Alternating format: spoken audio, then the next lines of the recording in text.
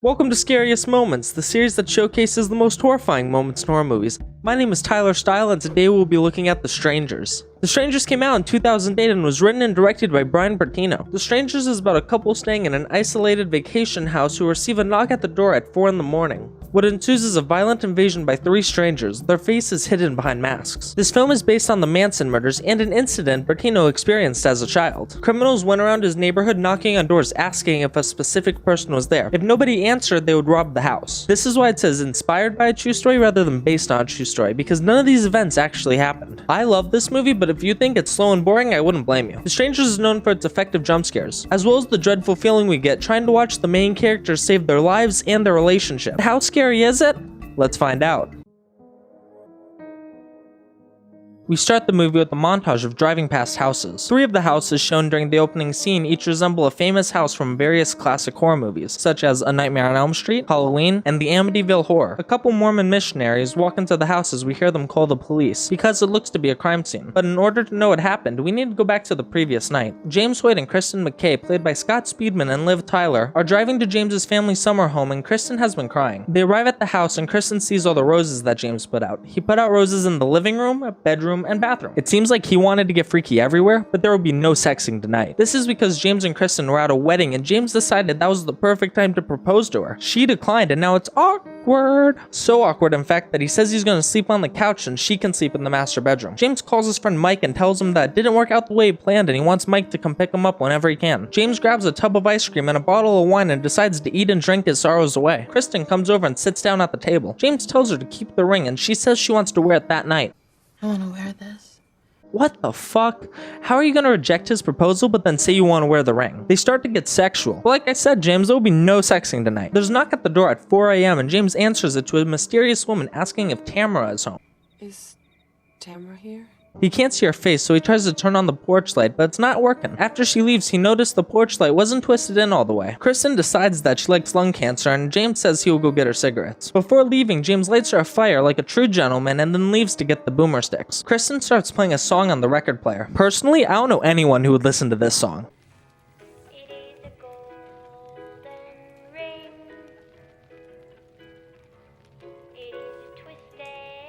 While listening, she hears a loud knock on the door. She doesn't open the door, but she talks to the person through the door. It's the same girl asking if Tamara is home. She locks the door and walks away. She hears wind chimes and goes to look out the window because she's spooked. The fire gets too large and smoke comes out and the fire alarm goes off. After removing the fire alarm, she hears another loud knock. She tries to use her phone to call James, but it's dead. She goes to charge it, hearing more knocks. She uses the house phone to call James, telling him that the girl keeps knocking. While changing, she looks at the fire alarm on the floor. The phone line cuts out and she smokes her last cigarette. While walking around, we see a man in the mask right behind her. This scene goes on for a while and it's a perfect way to scare the audience without a jump scare. When she finally turns around, he's gone. She hears more knocks but doesn't answer. While walking towards the door, she sees the fire alarm is now on the chair and her phone is gone. She hears the wind chimes again and walks back over to the window. When she opens it, she sees the same stranger that was behind her. She screams and tries to run away. She tumbles over some chairs and hits the record player, making it stuck in a terrifying loop.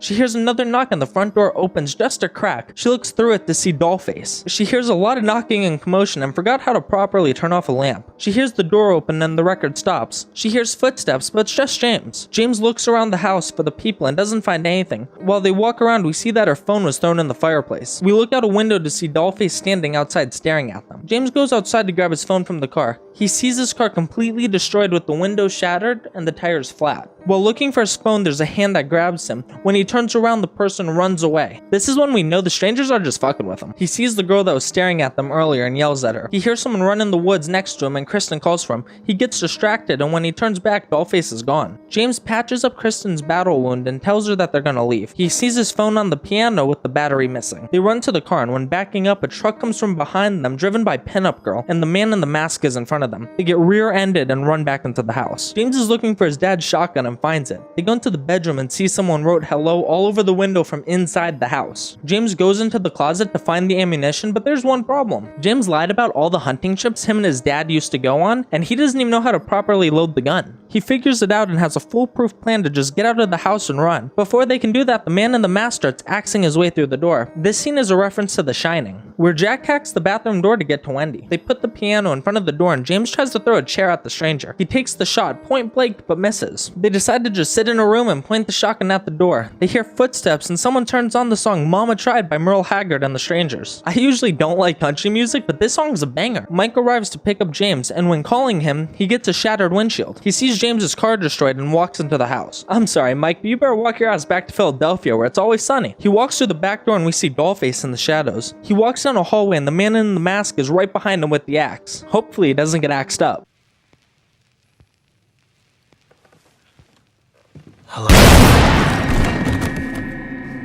Maybe I should have said hopefully he doesn't die. James notices that the person wasn't wearing a mask and he goes over and sees that it was Mike. He decides that he needs to go into the back shed where a CB radio used to be. They go into the kitchen and when he moves a curtain, he gets a reminder of what he did. When outside, he sees Pinup Girl by the shed and he shines a flashlight on him, blinding him. He gets ready to take the shot, but the man in the mask attacks him from behind. The man in the mask is in the house and barely misses Kristen as she is on the other side of the wall. As he gets closer, Kristen decides to just sprint into the woods, tripping on something, barely being able to walk afterwards. While crawling, Pinup Girl is right behind her but decides to leave and have a little more fun. The strangers kind of remind me of Pennywise. It's like they feed on your fear. They could have killed her so many times. Kristen goes into the back shed and finds the radio. She talks to someone but is interrupted by Pinup Girl putting an axe through the radio. Kristen crawls away somehow and decides to scout the house like a sniper in the military. She sees the man in the mask and ducks. Behind her coming out of the shed is Pinup Girl and Dollface is swinging on a swing set. She hopscotches her way through the house and hides in a pantry. She sees the man in the mask walk through the house and he doesn't see her. He clearly makes eye contact multiple times, so I think he did see her, but he's just messing with her some more. And after taking his little break, he looks over in Kristen's general direction and leaves. Dollface appears right in front of the pantry door and starts breaking it. She stops and walks over to the kitchen table and starts looking at the ring. This makes Kristen get up and get a knife. Dollface has a knife too and they have a stare down. Kristen asks why they're doing this, but the only answer she gets is James. He gets thrown into the house and Dollface tells her she's gonna die.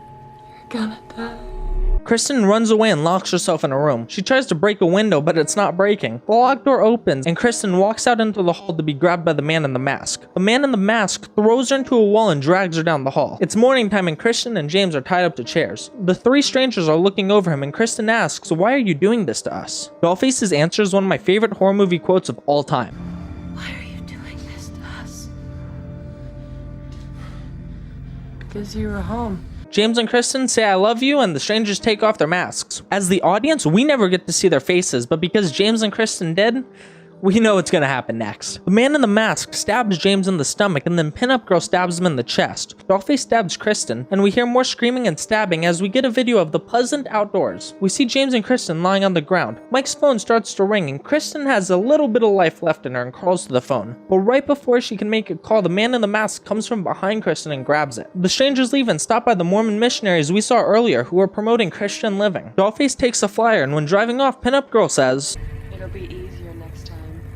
"It better be easier next time," speaking they planned it for 10 years. The missionaries find the house and walk in finding James and Kristen bloody and unconscious. They get close to Kristen for one last jump scare to end the movie. The Strangers has a runtime of 1 hour and 26 minutes with a total of 16 jump scares. My favorite scene was when the man in the mask was just sitting in the background watching Kristen. But a close second would be Dollface's only dialogue in the entire movie. Because you were home. The Strangers is one of the first horror movies I remember watching, and to this day I still find it entertaining. If you haven't seen The Strangers, go watch it. These videos only focus on the scariest moments, and there's so much you miss by only watching the video. My name is Tyler Style, and this has been Scariest Moments. Thanks for watching The Strangers' Scariest Moments. Comment your favorite part of The Strangers, and like the video if you liked it. Subscribe and ring the bell if you want to be notified whenever I post a horror-related video. Make sure to follow me on my social media platforms and become a Patreon if you can. Next week we'll deal with The Strangers Pray at Night. Hope you guys enjoyed the video, and I'll catch you guys later.